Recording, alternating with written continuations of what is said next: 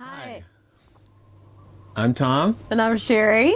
And we were talking about what a badass yogi is, and you used the word resolute. Can you help us understand what that word means and what it has to do with a badass yogi? Yeah.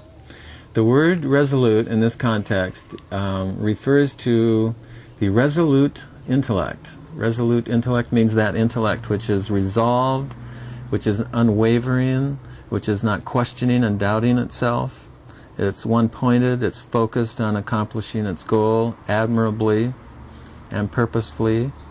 And it actually is referring to a phrase that comes from this tradition of ancient tradition of teaching.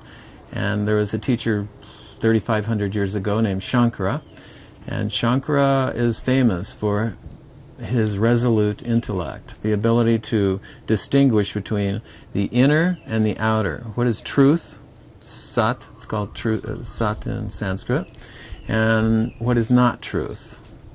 The distinction there is between vidya, or knowledge, and avidya.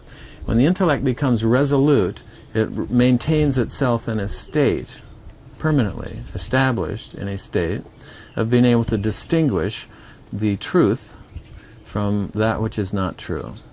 And if you really want to take the broad picture on resolute intellect, what it's really referring to is the ability to maintain the whole picture, which is contained within the self, and watch it as it manifests in the form of an illusion. Everything around us is changing, therefore illusory. Illusory means not permanent.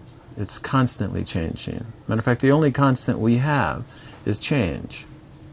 So the ability to distinguish between that which is constantly changing and that which is permanent, which is yourself, is the resolute intellect. So a badass yogi is established in a state of resolute intellect, meaning I can tell the difference between what is the truth and what is an illusion, or a story, or a belief, or a concept that is changing over time, throughout generations, throughout different periods.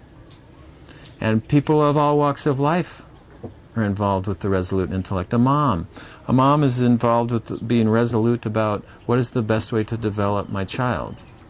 What is the best way to handle balance within my relationship, which we're going to talk about at some point here. So why don't we talk about that in the next segment? We'll talk about relationships a little bit and the ability to be resolved in our relationships.